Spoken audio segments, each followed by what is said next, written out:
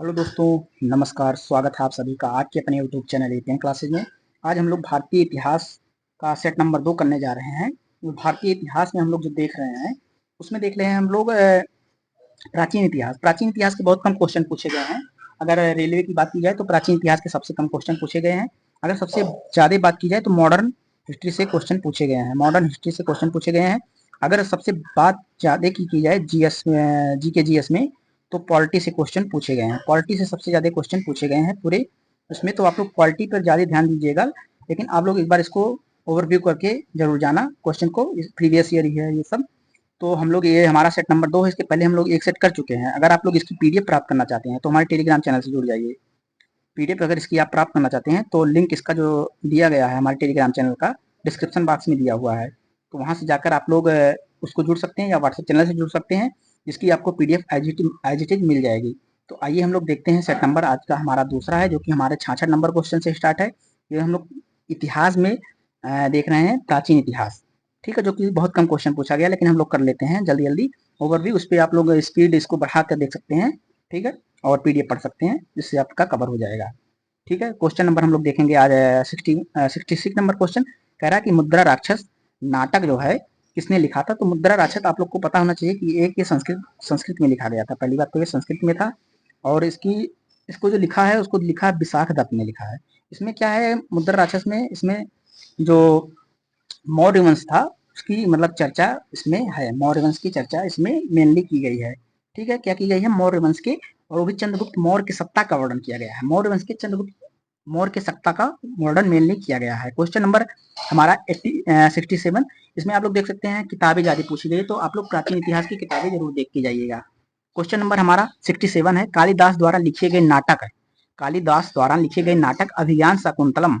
कालिदास द्वारा लिखे गए नाटक अभिज्ञान शकुंतलम में शकुंतला का पुत्र कौन था। तो शकुंतला का पुत्र आप लोग को पता होना चाहिए कि भरत थे, जिनके नाम पर हमारा देश का नाम भारत रखा गया है। कौन थे, भरत जी थे, इनके नाम पर हमारा देश का नाम भारत जो पड़ा हुआ है। हमारा देश का नाम जो भारत है, ये तो इनके पुत्र के नाम से पड़ा है। अगर और हमारे लोग और अगर चर्चा की जाए कि जो भारत मतलब जो भारत के अन्य नाम पड़े हुए हैं, जैसे इंडिया जो पड़ा है, इंडिया, ये इंडिया नाम किसने दिया था। तो यूनानियों ने इंडिया नाम दिया था। कौन दिया था, यूनानी ने इंडिया नाम दिया था।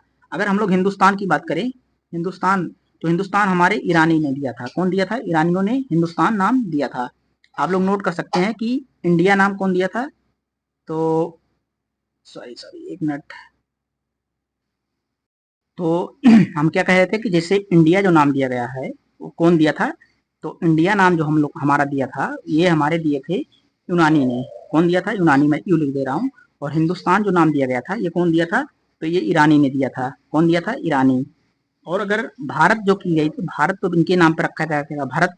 ठीक है, शकुंतला पुत्र के नाम पर, ये एक राजवंश के नाम से। आर्यवर्त अगर की बात की जाए, आर्यवर्त जो नाम दिया गया था हमारा, ये आर्यों की भूमि के नाम से इसका नाम आर्यवर्त दिया गया था। अगर जम्बू द्वीप की बात की जाए, तो जम्बू द्वीप हमारे पुराणों में इसकी चर्चा है, जम्बू द्वीप।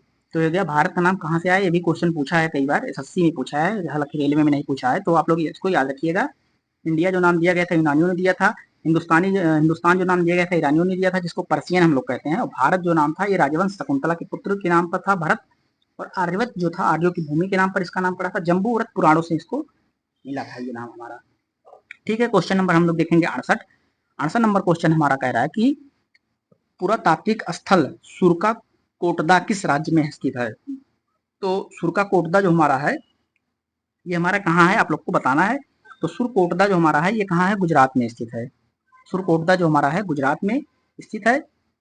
ठीक, और ये जो है इसकी खोज जो किया गया था, कौन किया गया था, इसकी जो खोज की थी जगतपति जोशी ने की थी। कौन की थी, जेपी जोशी ने इसकी खोज किया था। ठीक है, अगला क्वेश्चन हम लोग देखेंगे। क्वेश्चन नंबर हमारा नेक्स्ट कह रहा है कि अशोक, अगला देखेंगे क्वेश्चन कह रहा है कि अशोक तर्क सिद्ध रूप से प्रारंभिक भारत के सबसे प्रसिद्ध शासक थे। तर्क कह रहा, तर्क सिद्ध के रूप में प्रारंभिक भारत के सबसे प्रसिद्ध शासक थे, जिसने कलिंग पर विजय प्राप्त की, और वे किसके पोते थे। तो अशोक जो थे हमारे, वो किसके पोते थे कह रहा है। तो आप लोग को पता होना चाहिए कि अशोक के पिता का नाम क्या था। तो अशोक के पिता का नाम था बिंदुसार। कौन था, बिंदुसार था, बिंबिसार नहीं, बिंदुसार। इनके पिता का नाम था, और इनके ये जो मतलब उनके पिता के पिता थे उनका नाम था चंद्रगुप्त मौर्य। कौन था? चंद्रगुप्त मौर्य इनके पिता का नाम था। और इनके जो बेटे थे वो थे बिंदुसार, और इनके जो बेटे थे वो थे हमारे अशोक। कौन थे? अशोक। तो इसको आप लोग ध्यान रखिएगा, ठीक है। अगला देखेंगे question number 70 number question. Question number 70 कह रहा है सत्यमेव जयते उद्धरण भारत के राष्ट्रीय प्रतीक के रूप में देवनागरी लिपि में अंकित है। भारत के राष्ट्रीय प्रतीक पर देवनागरी लिपि में अंकित है। इस उद्धरण को कहाँ से लिया गया था? तो सत्यमेव जयते जो लिया गया था हमारा, कहाँ से लिया गया था? सत्यमेव जयते हमारा जो लिया गया था वो लिया गया था मुंडक उपनिषद से। कहाँ से लिया गया है? मुंडक उपनिषद से। कहाँ से लिया गया है? मुंडक उपनिषद से इसको लिया गया है। स्वतंत्रता के बाद इसको लिया गया था। 71 नंबर क्वेश्चन कह रहा है कि महाभारत का मूल नाम क्या था? महाभारत का मूल नाम क्या था? बहुत अच्छा क्वेश्चन है। तो महाभारत का मूल नाम जो था वो था जय संहिता था। क्या था? जय संहिता महाभारत का मूल नाम था। क्या नाम था? महाभारत का मूल नाम जय संहिता था। और महाभारत की अगर बात की जाए तो थोड़ा सा हम लोग महाभारत को देख लेते हैं। इसमें कितने श्लोक हैं? तो महाभारत में 88,000 श्लोक, 8800 श्लोक है, सॉरी 1000 नहीं, 8800 श्लोक में महाभारत लिखा गया है। इसको ठीक है 88 जय संहिता को 88 इसको जय संहिता को सॉरी कहते हैं। 8800 श्लोक इसमें है। अगर महाभारत में बात की जाए तो इसमें 24,000 श्लोक हैं। महाभारत में 24,000 श्लोक हैं। जय संहिता को 88,000 श्लोक कहते हैं और महाभारत में 24,000 श्लोक हैं, ठीक है। लेकिन इसकी संख्या जो बदल कर अब कर दी गई है वो करीब 1 लाख कर दी गई है। 1 लाख इसमें श्लोक की बात की जाती है, ठीक है। क्वेश्चन नंबर 72 देखेंगे। धौलावीरा राज्य में स्थित है। जो धौलावीरा है ये किस राज्य में स्थित है? तो धौलावीरा जो हमारा है ये कहाँ स्थित है? धौलावीरा हमारा गुजरात में स्थित है।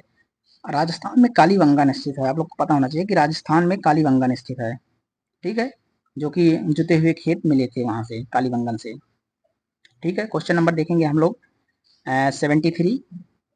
क्वेश्चन नंबर 73 हमारा है, कह रहा है कि निम्न में से किस मौर्य प्रशासन में अध्यक्षों को विभिन्न विभागों के अधीक्षक के रूप में उल्लेखित किया गया था? तो मौर्य प्रशासन में अध्यक्षों को विभिन्न विभागों के अध्यक्षों के रूप में उल्लेखित किया गया था। तो कौन किया था इसको?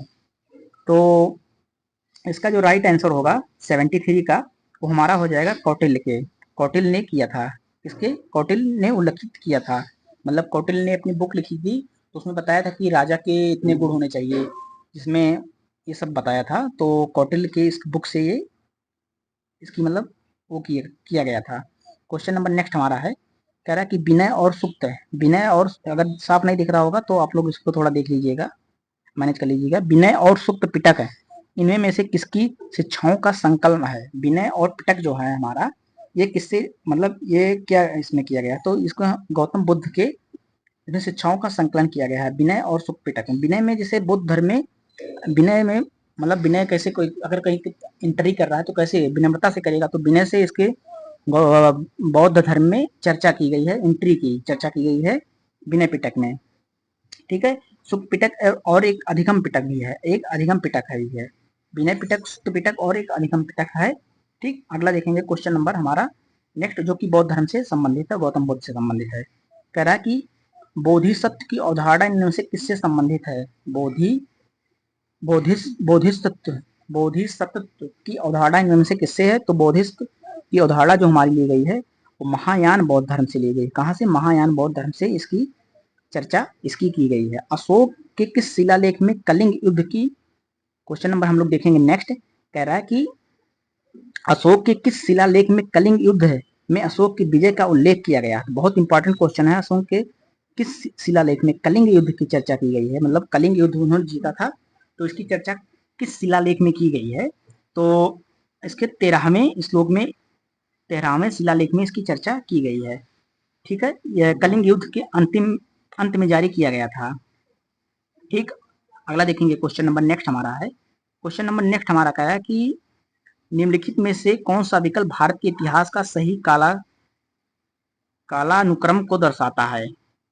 कह रहा है कि निम्नलिखित में से कौन सा विकल्प भारत के इतिहास का सही कालानुक्रम दर्शाता है? पहला कह रहा है गुप्त साम्राज्य, फिर मौर्य साम्राज्य, फिर मुगल साम्राज्य, फिर दिल्ली सल्तनत। देखिए इसकी जो ट्रिक होती है मगध पर शासन करने वालों की, मगध पे शासन करने वाले की। तो इसमें आता है हसीन मसूक शाह। क्या आता है? हसीन, इसको याद रखिएगा, हसीन, मसूक और शाह। तो मैं शॉर्टकट में लिख दे रहा हूँ, हसीन से हर्यक वंश। कौन है हर्यक वंश? सिस से शिशुनाग वंश, शिशुनाग वंश। और इससे माँ से मौर्य वंश, सा से शुंग वंश, का से कौरव वंश और सा से सातवाहन वंश। तो ये हो गया। तो पहले कौन आया था? मौर्य वंश, एक नंबर हो गया मौर्य वंश। फिर उसी में देखिए, फिर उसके बाद तो गुप्त आए थे, 2 नंबर गुप्त हो गए। फिर कौन आए थे? फिर दिल्ली सल्तनत आया था, 3 हो गया। फिर दिल्ली सल्तनत के बाद ये आया था मुगल, 4 हो गया। तो पहले क्या होगा? पी, पी से कौन से स्टार्ट है? एक ही स्टार्ट है, तो आंसर नंबर इसका 4 हो जाएगा। पी क्यू, पी नहीं सॉरी, क्यू से स्टार्ट होगा, क्यू, क्यू पी एस, ये हो जाएगा, एक नंबर हो जाएगा। कौन हो जाएगा? एक number, Q P S R. ठीक है, ये हो जाएगा इसका राइट आंसर। अगला देखेंगे क्वेश्चन नंबर हम लोग 78। कह रहा है 78 नंबर क्वेश्चन, प्राचीन संस्कृत ग्रंथ अष्टाध्यायी के लेखक कौन है? देखिए बुक बहुत पूछा जा रहा है, तो अष्टाध्यायी के लेखक कौन है? तो अष्टाध्यायी के लेखक जो है पाणिनि जी हैं। कौन है अष्टाध्यायी के लेखक? पाणिनि है। ठीक है, कौन है? पाणिनि जी अष्टाध्यायी के लेखक हैं। ठीक है, ये संस्कृत व्याकरण की एक बुक है, सबसे मतलब बेहतरीन बुक जो की जाए, जो उसका मूलभूत है व्याकरण का, संस्कृत व्याकरण का यही है, पाणिनि। अगला देखेंगे क्वेश्चन नंबर, सुश्रुत संहिता किस विषय से संबंधित है? कह रहा है कि सुश्रुत जो संहिता है किस विषय से संबंधित है? तो इसका जो विषय है वो हमारा है चिकित्सा से। सुश्रुत एक हमारे चिकित्सक थे, तो इसका संबंध जो है चिकित्सा एवं शल्य चिकित्सक के रूप में है। ठीक है, अगला देखेंगे क्वेश्चन नंबर 90। कह रहा है कि उपनिषद शब्द में उप शब्द का दर्शाता है। उपनिषद जो होता है, उपनिषद शब्द में उप जो होता है शब्द क्या दर्शाता है? तो उपनिषद में हमारा जो होता है निकट है। उपनिषद को होता है पास में शिक्षा ग्रहण करना, पास में बैठ के गुरु के समीप शिक्षा ग्रहण करना, उसको कहते हैं उपनिषद। तो इसको निकटता अर्थ दर्शाता है हमारा। ठीक है, कौन दर्शाता है? निकटता। उपनिषद का अर्थ क्या होता है? गुरु के समीप शिक्षा ग्रहण करना। तो इसका जो सही आंसर हो जाएगा वो हो जाएगा एक, निकट है। क्वेश्चन नंबर 81 देखेंगे। कह रहा है कि निम्नलिखित में से कौन सा बौद्ध धर्म से संबंधित एक पवित्र ग्रंथ है? तो बौद्ध धर्म से एक पवित्र ग्रंथ हमारा है त्रिपिटक है। और त्रिपिटक में कौन कौन से आते हैं अभी हमने आप लोग को बताया है। एक होता है विनय पिटक, एक होता है सुक्त पिटक, एक होता है अधिगम पिटक। ठीक है, विनय पिटक में इसमें चर्चा की बात की गई है, बौद्ध धर्म में चर्चा की बात की गई है। ठीक है, अगला क्वेश्चन देखेंगे हम लोग, क्वेश्चन नंबर 82। ऐतरेय उपनिषद डैश के ऐतरेय अर्डक की दूसरी पुस्तक के चौथे और पांचवें और छठवें अध्याय से संबंधित है। इसमें सबसे पुराना उपनिषद क्या है? सॉरी, तो इसमें सबसे पुराना उपनिषद पूछ रहा है। तो आप लोग को पता होना चाहिए कि सबसे पुराना उपनिषद जो हमारा है कौन सा है? ऋग्वेद है। कौन सा है? ऋग्वेद। ठीक है, क्या है? ऋग्वेद जो है इसमें सबसे पुराना उपनिषद की बात की गई है। और सबसे नया कौन सा है? अथर्ववेद है इसमें सबसे नया। क्वेश्चन नंबर नेक्स्ट हम लोग देखेंगे, जैन धर्म से संबंधित जल मंदिर का निर्माण किसने करवाया था? जैन धर्म से संबंधित जल मंदिर का निर्माण किसने करवाया था? तो जैन धर्म से संबंधित जल राजा नंदीवर्धन ने करवाया था, इसका जल मंदिर का निर्माण करवाया था। क्वेश्चन नंबर 84 देखेंगे। बोल रहा है कि निम्नलिखित में से कौन सा ग्रंथ वैदिक साहित्य का हिस्सा नहीं है? कौन सा ग्रंथ वैदिक साहित्य का हिस्सा नहीं है? वैदिक साहित्य का हिस्सा नहीं है। तो क्या उपनिषद, ब्राह्मण, आरण्यक या फिर पिटक है? तो हमारे जो पिटक हैं ये वैदिक ग्रंथ का हिस्सा नहीं है, वैदिक ग्रंथ का हिस्सा नहीं है। ठीक है, अगला क्वेश्चन देखेंगे हमारा 85 नंबर क्वेश्चन, गौतम बुद्ध को ज्ञान की प्राप्ति निम्नलिखित में से किस शहर में हुई थी? तो गौतम बुद्ध को जो ज्ञान की प्राप्ति हुई थी वो कहाँ हुई थी? बोध गया में हुई थी। कहाँ हुई थी? बोध गया में। उन्होंने पहला जो भाषण दिया था, अपना पहला जो प्रवचन दिया था वो कहाँ दिया था? बनारस में, सारनाथ में दिया था। बनारस कहाँ? सारनाथ में दिया था। ठीक है, कहाँ पे? सारनाथ में। अगला देखेंगे क्वेश्चन नंबर 86। आज हम लोग इसको खत्म कर देंगे। ठीक है, क्वेश्चन नंबर 86 हमारा क्या कह रहा है कि दिगंबर संप्रदाय निम्नलिखित इनमें में से किस धर्म से संबंधित है? तो दिगंबर जो हमारा है वो किससे संबंधित है? बौद्ध धर्म से, जैन धर्म से। तो जैन धर्म से हमारा दिगंबर संप्रदाय संबंधित है। किससे संबंधित है? जैन धर्म से संबंधित है। दिगंबर होता है मतलब होता है प्रकाश। ठीक है, अपना वस्त्र जो है प्रकाश को अपना वस्त्र मानते हैं दिगंबर वाले। और श्वेतांबर जो होते हैं वो श्वेत कपड़ा धारण करते हैं। और दिगंबर जो होते हैं, प्रकाश, दिगंबर मतलब होता है प्रकाश, तो प्रकाश से याद रखिएगा कि वो नंगे रहते हैं और प्रकाश को ही अपना वस्त्र मानते हैं। तो और श्वेतांबर मतलब ये श्वेत वस्त्र धारण कर लिए थे। क्वेश्चन नंबर 87 कह रहा है कि निम्न में से किस वेद को कर्मकांड ग्रंथ के रूप में जाना जाता है? किस वेद को कर्मकांड ग्रंथ के रूप में जाना जाता है? तो कर्मकांड के वेद के रूप में किसको जाना जाता है? तो इसको जाना जाता है यजुर्वेद को कर्मकांड के रूप में जाना जाता है। और ऋग्वेद को इसको मंत्रों का वेद कहे जाते हैं। ठीक है, ऋग्वेद को मंत्रों का, अथर्ववेद को जादू टोना और कर्मकांड को यजुर्वेद है। ठीक है, सामवेद जो होता है संगीत से संबंधित है, सा से संगीत, सा से सामवेद, सा से संगीत, सा से सामवेद। यजुर्वेद जो होता है कर्मकांड की चर्चा करता है, अथर्ववेद जो होता है जादू टोना की चर्चा करता है, और ऋग्वेद जो होता है इसमें मंत्रों की चर्चा, यज्ञ मंत्र की चर्चा की गई है। क्वेश्चन नंबर हमारा देखेंगे 88। क्वेश्चन नंबर 88 जो कह रहा है कि निम्नलिखित में से कौन सा चारों वेदों में से सबसे पुराना और सबसे बड़ा है? तो सबसे पुराना ऋग्वेद है, सबसे नया अथर्ववेद है और सबसे बड़ा भी ऋग्वेद है। ठीक है, अगला देखेंगे क्वेश्चन नंबर 89 कह रहा है कि यजुर्वेद डैश से संबंधित है। तो आप लोग जान लीजिए कि वेद जो है इंपॉर्टेंट है आप लोग के। अगर कुछ चीजें पढ़नी हो आप लोग को प्राचीन इतिहास में, तो आप लोग पढ़ लीजिएगा कि जैसे जो हमारा है सिंधु सभ्यता है, उसमें कौन सा शहर किस नदी के किनारे है, कौन सा शहर किस राज्य में है। और अगर हम लोग वेद की बात करें तो कौन सा वेद किसने लिखा है, ये सब देख लीजिएगा। कौन सा वेद किससे संबंधित है, कौन नया है कौन पुराना है, ये सब। तो कह रहा है यजुर्वेद में से संबंधित है। तो यजुर्वेद हमारा किससे संबंधित है? यज्ञ अनुष्ठानों से संबंधित है। जादू टोना से कौन, अभी मैंने ऊपर बताया था, जादू टोना से कौन सा संबंधित है? और गायत्री मंत्र से तो हमारा ऋग्वेद संबंधित है। राग से, संगीत से सामवेद संबंधित है। तो बचा कौन सा हमारा? अथर्ववेद जो होता है ये जादू टोना से संबंधित होता है। अगला देखेंगे क्वेश्चन नंबर 90, हम लोग पहुंच गए हैं क्वेश्चन नंबर 90 पर। कह रहा है कि प्राचीन भारतीय महाकाव्य को अब तक, प्राचीन भारतीय महाकाव्य डैश को अब तक ज्ञात सबसे लंबे महाकाव्य के रूप में जाना जाता है, और इसे अब तक लिखे गए सबसे लंबे महाकाव्य के रूप में वर्णित किया गया है। तो हमारा जो प्राचीन भारतीय महाकाव्य है उसमें सबसे बड़ा जो कौन है वही बताना है आप लोग को मेनली। तो इसमें सबसे बड़ा जो है वो महाभारत है। क्या है? सबसे महाभारत है। इसमें मतलब 1 लाख मैंने बताया है आप लोग को ना, 10 लाख श्लोकों की चर्चा की गई है, जो कि मतलब इसमें अभी विवाद है, लेकिन 10 लाख से ज्यादा इसमें श्लोक की चर्चा की गई है। क्वेश्चन नंबर 91 हम लोग देखेंगे। कह रहा है कि त्रिपिटक इनमें में से किस धर्म का पवित्र ग्रंथ है? त्रिपिटक आप लोग को पता है, अभी मैंने बताया बौद्ध धर्म से संबंधित है। इसमें 3 ग्रंथ जो हैं कौन कौन से हैं? इसमें है एक विनय पिटक, एक है सुक्त पिटक, एक है सुक्त पिटक, एक है अधिगम पिटक आपका। ठीक है, क्या है? इसमें 3 की चर्चा की गई है। क्वेश्चन नंबर 92 हम लोग देखेंगे। क्वेश्चन नंबर 92 हमारा है, कह रहा है कि निम्न में से कौन सा स्थान जैन धर्म से संबंधित नहीं है? कौन सा स्थान जैन धर्म से संबंधित नहीं है? तो पार्श्वनाथ, तिलवाड़ा, श्रवणबेलगोला ये सब संबंधित है, लेकिन जो कुशीनगर है ये हमारा बौद्ध धर्म से संबंधित है। कुशीनगर जो है हमारा बौद्ध धर्म से संबंधित है। कुशीनगर में महात्मा बुद्ध को वहाँ मतलब उनको तीर्थ स्थल है एक, वहाँ पर बौद्ध धर्म का महापरिनिर्वाण मतलब उनकी मृत्यु हुई थी कुशीनगर में। ठीक है, कौन है? तो इसका राइट आंसर हो जाएगा कुशीनगर। तो देखेंगे हम लोग अगला क्वेश्चन। क्वेश्चन क्वेश्चन नंबर हमारा है 93। कह रहा है कि 4 वेदों, क्वेश्चन नंबर कह रहा है कि 4 वेदों में से किस वेद को यज्ञ सूत्रों के वेद के रूप में जाना जाता है? इसमें जिसमें समान उद्देश्य के लिए इच्छित छंदों के साथ साथ भिन्न विभिन्न संस्कारों के अपनाए जाने वाले गद्य सूत्र का भी शामिल किया गया है। मतलब गद्य और पद्य दोनों में लिखा गया है। तो इसका जो राइट आंसर हो जाएगा हमारा यजुर्वेद हो जाएगा। सामवेद में संगीत की चर्चा है, ऋग्वेद में मंत्रों की चर्चा है, अथर्ववेद में जादू टोना की चर्चा है। क्वेश्चन नंबर नेक्स्ट देखेंगे हम लोग 94 नंबर क्वेश्चन। जैनियों की सार्वभौमिक प्रार्थना, क्या क्वेश्चन कह रहा है कि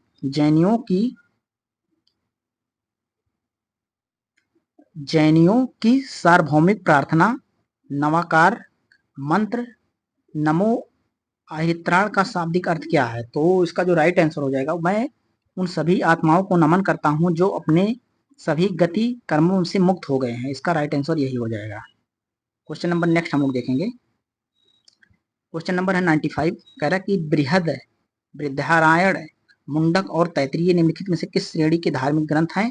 तो अभी मैंने आप लोग को बताया है कि मुंडक प्रत्येक से हमारा जो अशोक स्तंभ लिया गया है, तो ये क्या है? ये जातक कथा है, महाकाव्य है, उपनिषद है या पुराण है? तो ये सब हमारे क्या हैं? ये क्या है हमारे? ये हमारे उपनिषद हैं। क्या है? उपनिषद हैं। ठीक है, इसका राइट आंसर हो जाएगा उपनिषद। क्वेश्चन नंबर 96 इसको देखेंगे हम लोग, जो कि आज का लास्ट क्वेश्चन है और इससे प्राचीन इतिहास के जितने क्वेश्चन आए थे हो गए हैं। इसके पहले एक सेट किया गया था, उसमें कुछ कवर किया गया है और बाकी जितने क्वेश्चन थे 96 क्वेश्चन 2023 से 1993 से लेके अभी तक आए थे, तो इसको सब कवर कर लिया गया है। कोई तीर्थंकर अपने नश्वर शरीर को छोड़ता है तो इसे डैश के रूप में जाना जाता है। कोई तीर्थंकर जो अपने नश्वर शरीर को छोड़ता है तो उसको हम लोग क्या कहते हैं? मतलब कोई जब अपनी उसका जान निकल जाता है, प्राण निकल जाता है, तो उसको हम लोग कहते हैं निर्वाण। क्या कहते हैं? निर्वाण उसको हम लोग कहते हैं। क्या कहते हैं? निर्वाण। तो ये थे आज के टोटल क्वेश्चन, और अगर आप लोग इसकी पीडीएफ प्राप्त करना चाहते हैं तो हमारे टेलीग्राम चैनल से जुड़ जाइए, वहाँ पर आपको इसकी पीडीएफ मिल जाएगी, जिसका लिंक जो है डिस्क्रिप्शन बॉक्स में दिया गया है। तो मिलेंगे हम लोग नेक्स्ट क्लास में।